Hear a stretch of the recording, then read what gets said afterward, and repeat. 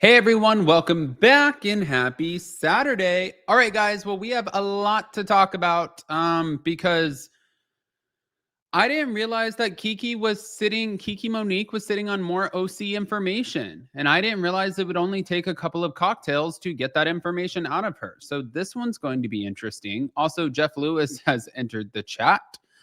Surprise, surprise. But yeah, we're going to break it all down. By the way, I did want to say a huge thanks to my husband who literally we rebranded our company into Seagrass. You guys, the orders are pouring in. I hope you guys enjoy it. You can sign up for 15% off. If you're a part of our members, which is $2.99 a month, then we gave you a code for 35% off yesterday. But just go check it out. And in the meantime, smash the like button. If you're not subscribed, get subscribed. Don't forget to hit that notification bell and let's jump right in. Here we go.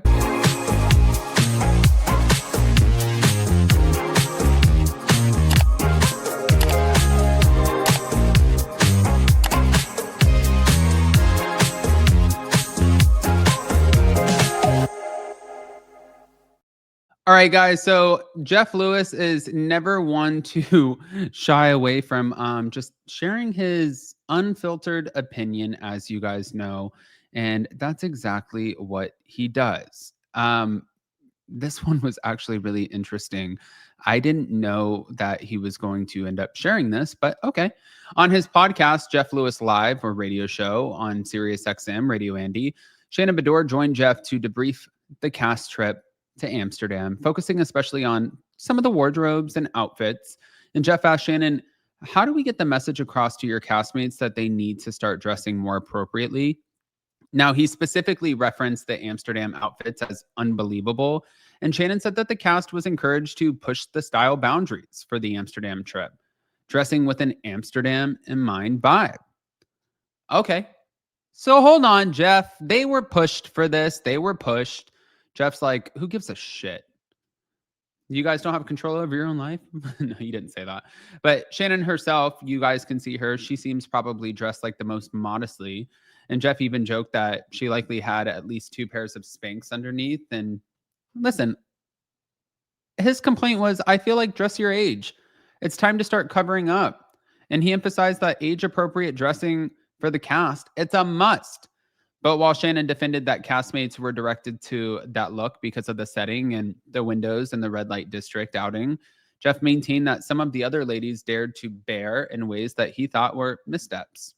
So the article noted that while Shannon and a few others went more covered but still sexy, other castmates drew fan criticism for more revealing, under the table, and booty shorts style outfits. The fans' reactions, though, they were mixed.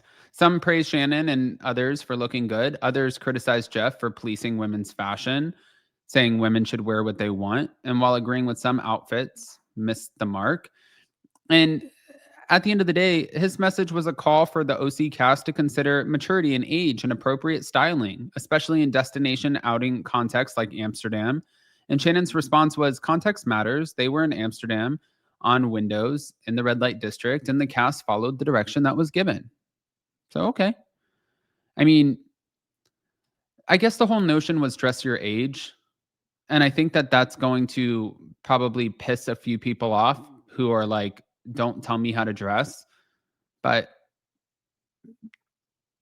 if they were directed this way, what are you going to do? You know what I mean? Like, we can't sit here and just like criticize that. I mean, we can, and he will, but like, what do you want from them? I don't know. But hold on. It doesn't stop there. I don't know if you guys heard this. Thank you to Bravo Snarkside. Kiki Monique revealed that there was another person present for her conversation with Katie Ginella who can back up her story. I've had some tequila. Yeah. I wasn't the only one at that lunch with Katie. Someone else was there. Someone else was. Someone else heard it. We heard that as well. 2 people heard it. Well, who? People we know?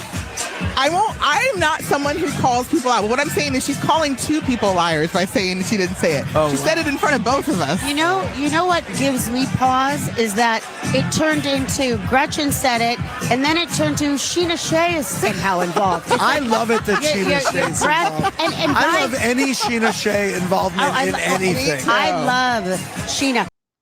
So it's funny that she's claiming that another person was involved, because it just makes me wonder who that other person is and if we know that person. And even though, like, love Kiki, but like, even though she's saying, oh, well, somebody else was involved, but I'm not the one who's going to say their name. It's like, well, now you just left it open for speculation. People are going to run wild with this rumor. And eventually you're going to have to spill it anyways, because now all of the fans know that this was even a thing.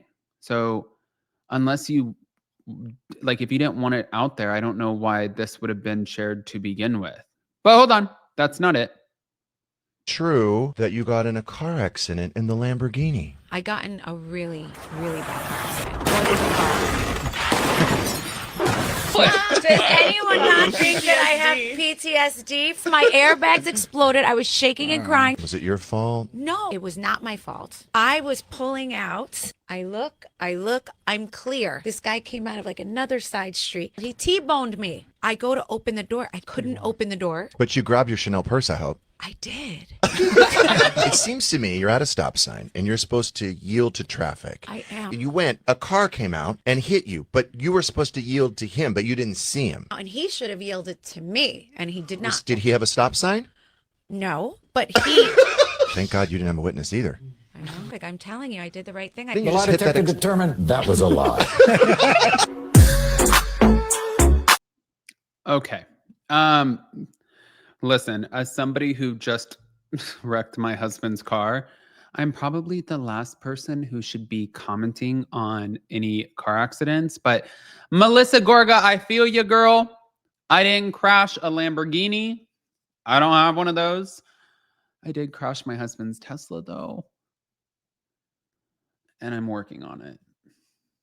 Do you guys know what a pain in the freaking ass it is to deal with insurance companies, and like, especially, and I didn't even realize, like, and I'm sure with a Lamborghini, it's probably similar, but with like a Tesla, it's like Tesla specific service centers. And it's not, you can't just drop them off at any old body shop, which sounds like such a freaking champagne problem. I get that. But like in the same week of finding out that my mother-in-law has cancer and everything else that we had going on, this was the last thing that I wanted to put on Jason's plate. So I literally like bawled my eyes out for like 2 days. Like, I'm so sorry.